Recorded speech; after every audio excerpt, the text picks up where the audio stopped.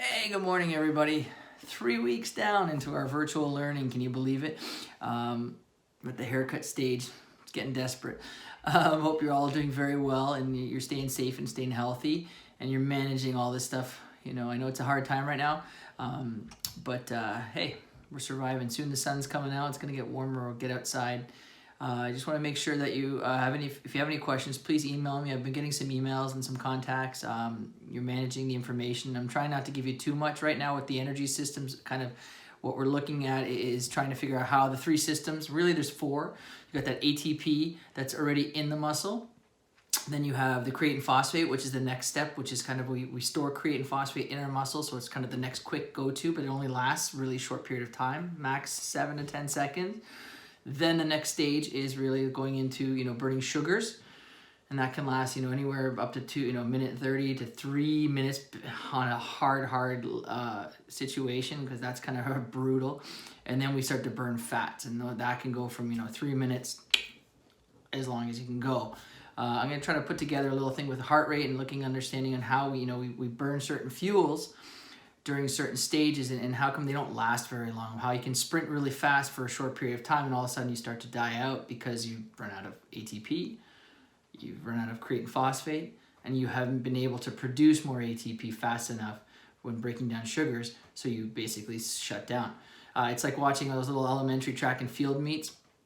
Watching the 200 meters is probably one of the funniest things, because you get that one kid that takes off, and all of a sudden, about 100 meters in, starts to fade.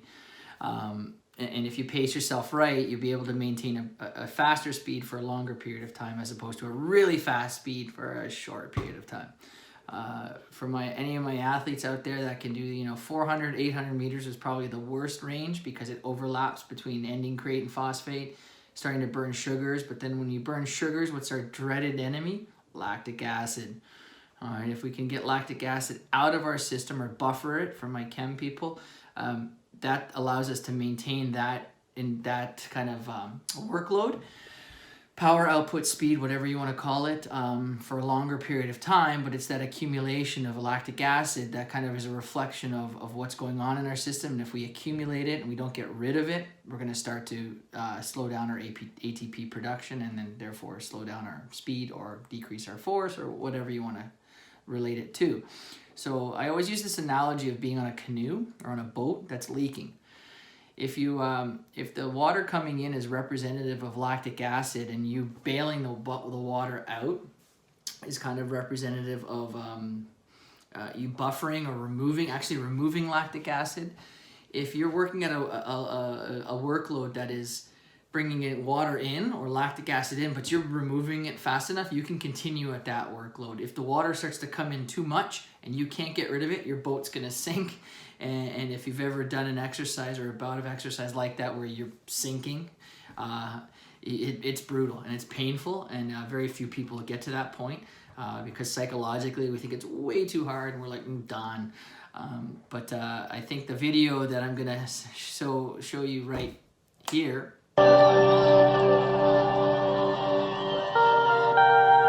Shawn Welch is in a desperate spot. Her body has run out of fuel.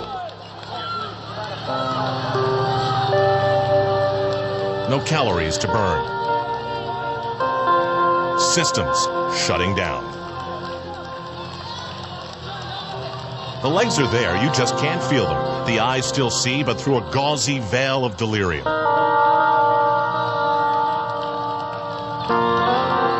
At this point, Shawn Welch is aware of two things. The finish line is so close, and someone is so close behind. After more than 140 miles, it's come down to less than 100 feet to that damn line.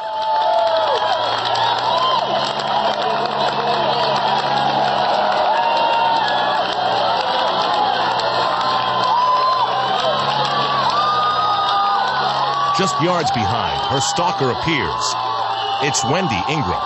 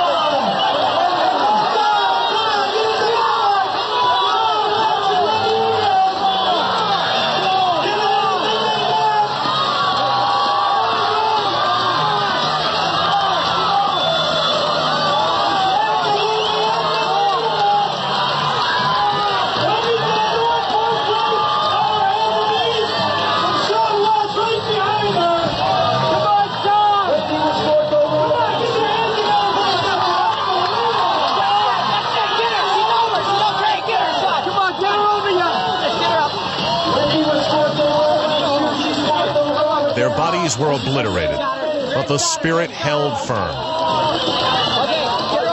Welch and Ingram crawling in the dramatic spirit of Julie Moss.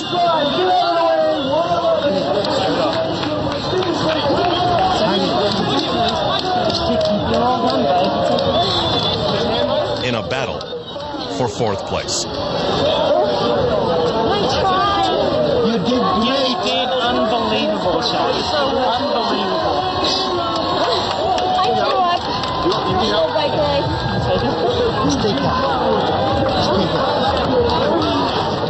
What is the difference between 4th and 5th place? To these two on this day, it meant everything. Can you imagine pushing yourself to that level? It's okay to laugh. I did every time I watched that video because that crawl, I can't even imagine. I was hoping to be, not be at that stage, but be at that finish line. And this summer it got canceled, so now we're on to 2021. But being able to push yourself to that limit where you've done, you've got no more creatine phosphate, no more ATP, no more sugar. Then your brain starts to, your body starts to look for energy, fat. If you don't have any of that left, it starts to go to those areas like your brain, where you are storing, glycogen in there to think. So you see some people that are at that exhaustive state where they can't even think anymore or have any motor control, and that was like the crawl. It's brings a tear to my eye, that video, every time. I laugh my head off because it is funny, let's be honest. But it also brings some serious pain into the game where you push yourself to that level where you cannot go that far or cannot go anymore. I'm gonna link in this video as well my YouTube video for kind of that analogy of driving a car, and how they're driving a car in gears. If you drive standard, rock on, everyone should, but if you don't, you need to learn. But driving a car in standard is very much like the energy systems in the body, where 0 to 1st gear is your ATP that you have, and then you go into 2nd gear, you're creating phosphate for a short period of time. You can accelerate really quickly. However, then if you don't change gears, your engine's gonna blow up, just like in your body. So, one question I have for you is, think about if you've ever done a running race. How come all of a sudden most people, or a lot of people, or even maybe not, there are those people out there that near the end of the race, they feel absolutely exhausted and they see that finish line. And all of a sudden they have this sprint that comes out of nowhere. How do they do that? Where does that energy come from if they actually thought to that moment they couldn't go any faster? How can they all of a sudden find this store of energy? And if you think about it, I'll give you a minute. Okay, a couple seconds. Think about it logically. If you're doing a long distance race, you've gone through your ATP to start, you're creating phosphate to get going, and then sugars, and then eventually you get into that cruise control of burning fat. You're going. You're starting to replenish the creatine phosphate stores. So all of a sudden you see that finish line, you've got a small amount of energy, or you've got a small amount of creatine phosphate ready to go and kick it in. And all of a sudden you see that finish line, you drop the gear, you can sprint for a little bit, and it's kind of a magical feeling. It makes you feel like absolute garbage after, but you'll see what happens. You'll be able to find that extra gear. So if you get a little bit of an explanation, I really hope you're all doing very, very well. It's Friday, so please stay out of trouble. Don't get arrested. I guess don't hang out with people. That's the only way you'll get arrested these days, or get a ticket. But I wish you all the best. It's Friday. Like I said, enjoy the weekend. Saturday is supposed to be gorgeous. Get outside, practice social distancing, but still get outside and get a haircut if you can. All right, take care. Miss you guys. All the best.